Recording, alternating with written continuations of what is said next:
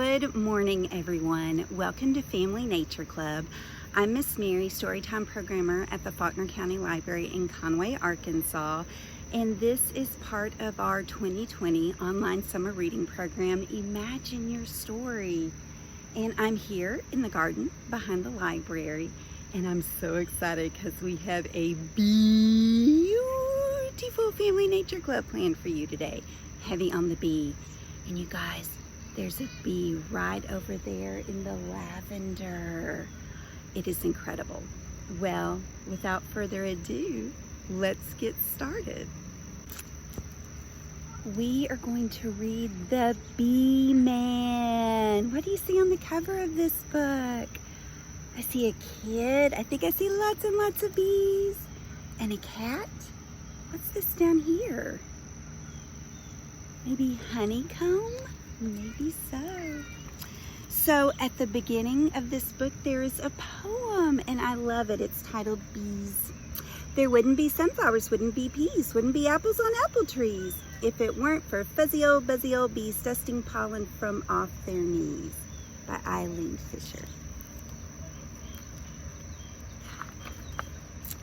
The Beeman, written by Lori Krebs, illustrated by Valeria Sis, and published by Barefoot Books.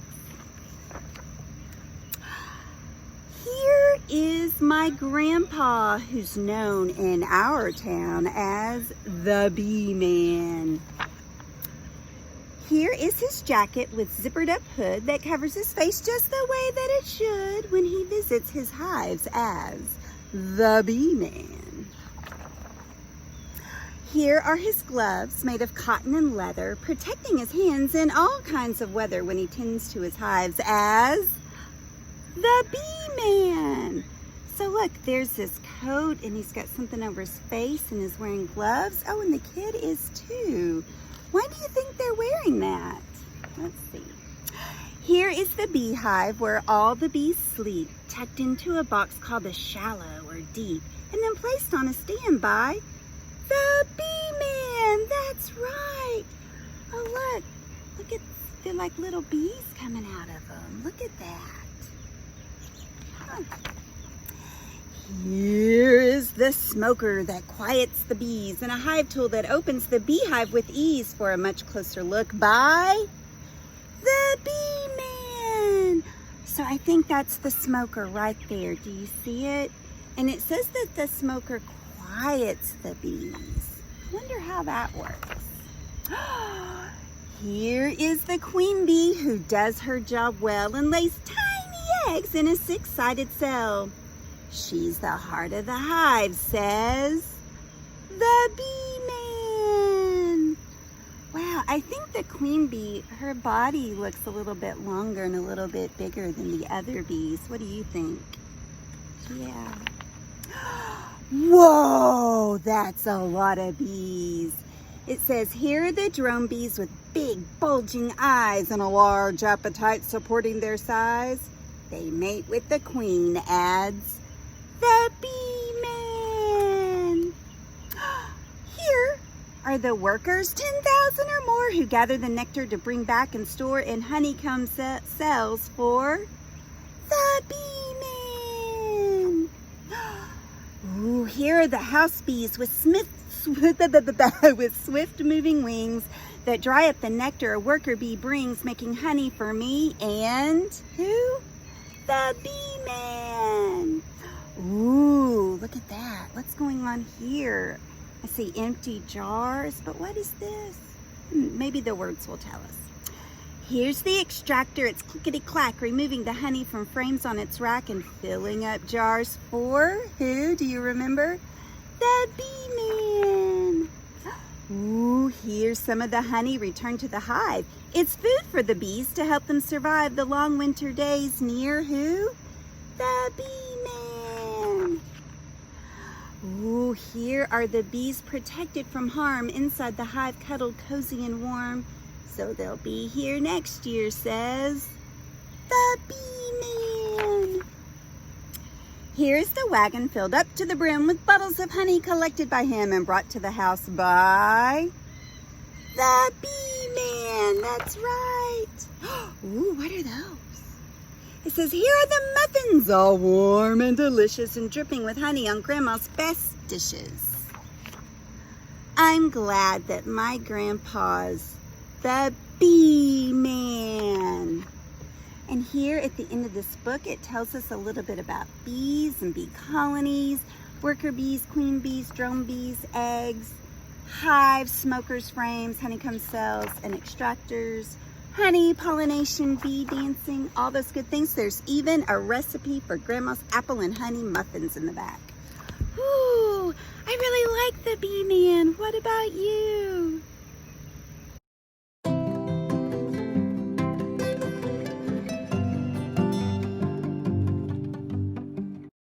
Hi everybody, it's Miss Mary and I am in Conway in the Underhill's backyard. And guess what?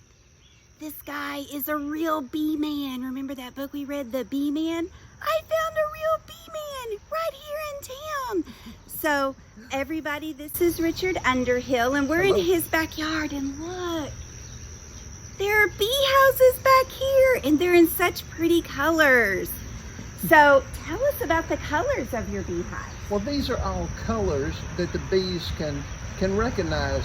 They're the colors of flowers. The bees readily go to purple flowers, to more purple flowers, to yellow flowers, to all of the different blue flowers, and of course they can see the green foliage. And so these are just readily identifiable colors for the bees to see as they're returning to their home. The beehive is their home. They fly from here all over Conway. They fly for miles to find their food. Their food is nectar and pollen that comes from flowers. Their diet is flowering plants. And so they will fly for 2 to 3 miles around Conway to find the flowers, to get the nectar that they make honey out of, and then they fly back to their hive. And so it's easy to see. It's their colors they recognize. It's like the colors to kind of bring them home. You guys, I don't live that far from this backyard, so your bees visit your flowers. Could be visiting my flowers. Y'all, they could be visiting the flowers at the library too. That's kind of amazing to think about that. Yes, the bees that live here could be drinking and feeding from the flowers all around us, right here. That is really exciting. So when did you become a Beeman? Oh, 18 years ago. We've kept bees for a long time. Oh my goodness. So why did you choose it? What made you want to do it? Just for fun. Okay. And the bees are stinging insects, so you have to be careful. If they weren't stingers, everybody would keep them as pets. But since they are stinging insects, we have to be a little careful. We wear a protective suit. We protect our eyes with a veil so that we don't get stung by the bees. Yeah. But they're a gentle creature if we are careful around them. If we don't disturb them, they will not bother us. Okay. So what was this? We're wearing these coverings over our heads, and what did you call this again? A veil. That's a beekeeper's veil. Okay. So about how many bees do you have here, do you think? Each hive, each tall stack is a beehive. It contains a colony, which is a family of bees. That is about 60,000 bees. Most all of them are workers, thousands of worker bees, and one queen bee in each hive. The queen bee is the mother of the hive. She lays the eggs that makes all of the baby bees. Okay. So do your bees make honey? Yes, they do. Yes, they do. The bees collect nectar, which is the sugar water that you may have tasted from the center of honeysuckle plants. They bring that sugar water in and they convert it into honey. And honey is the only food that humans eat that's produced by an insect. Honeybees are insects. I never thought about that before. That's pretty interesting. So what do you do with the honey that your bees make? We give it to our friends. We can sell it at the farmer's market. Everybody likes honey. Yeah, I really like honey. Well, how do you, is it hard to get the honey out of the hives? No, the bees store their honey in the top portion of the hive. The queen bee lives in the lower portion of the hive with her developing baby bees. That's called the brood, but they store their honey in the top of the hive. Okay. And we take the top off, of the hive, and we remove frames. The honeycomb is on frames, and we take those frames out of the hive, okay, and that has the honey on it. Hey, that was in the book we read too about the Beeman, the frames and taking the honey out. That's pretty cool. Oh man. What else, what do you think we should know about bees? We should know that they are beneficial insects. They help us produce our food, our fruit and vegetables in our backyard gardens are produced by the honeybees and some of the other insects pollinating our gardens.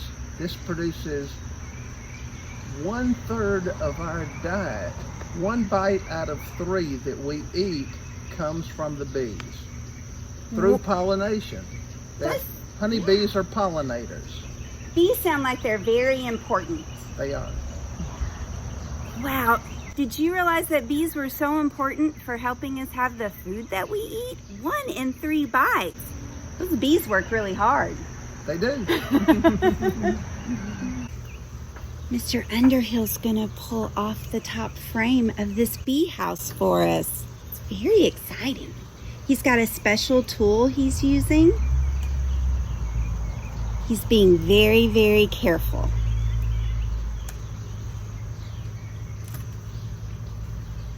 I can hear lots of birds out here today. So he's hooking the end of his tool in top of like this. You see those wooden slats? I guess those are the frames. Okay. Oh, he's going to show it to us. This is a frame. The bees make honeycomb on the frames, and these are the bees. This is the honey. The liquid portion is honey that they are ripening, and once it is ripened, then they cap it off with beeswax, and then it is ready for us to share some of their honey. We collect the honey after it is capped like this. Oh, look at all those bees working on the honey. You can see they have their heads in the cells.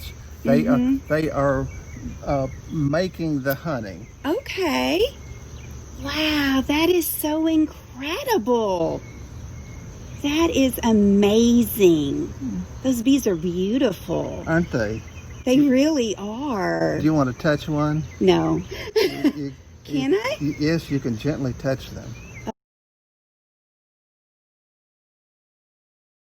I can feel them. They're so soft. Wow, look, you guys, I touched the bees and nothing happened. Everything was okay.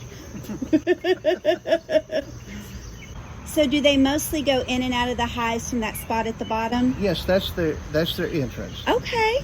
That's Rita Peace. About how much time do you spend on your bees, like in a month or a week or a day? Visit them once a week. Okay. Yeah. Wow. Would like to do it more, but it's best for them to be bees and not to be intruded upon. Oh, and okay. You see, I did all my work from behind the hive. Yeah. So we don't stand directly in their flight path. so they can come and go. We work behind them. Okay, that was really important. Learning all sorts of new things. Wow, so they're up off the ground too. Right, up off the ground so that there's ventilation, air flows. It helps keep the bees healthy. Also, it keeps the small animals from attacking them. Even in the city, we have skunks that come and like to attack beehives, and so this helps keep them away. Why would a skunk attack a beehive? Skunks like to eat bees, and so we even smelled a skunk here in the yard yesterday, right here in the city, and so the skunks will come at night and scratch on the hive to make the bees come out, and then they will eat the bees. So just raising them up helps prevent that. Wow. I had no idea that skunks like to eat bees at all.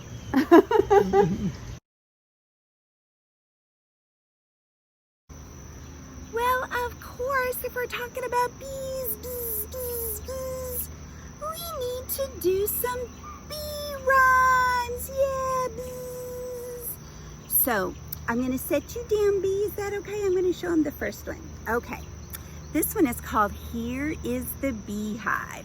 So you're going to make a fist and you're going to say, here is the beehive, but where are all the bees? And you're going to cover your fist with the other hand and say, hidden away where no one can see.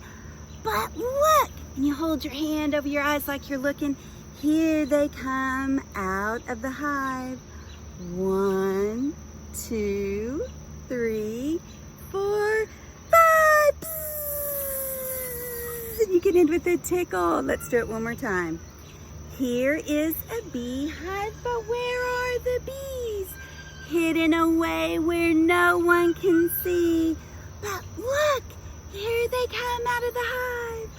1, 2, 3, 4,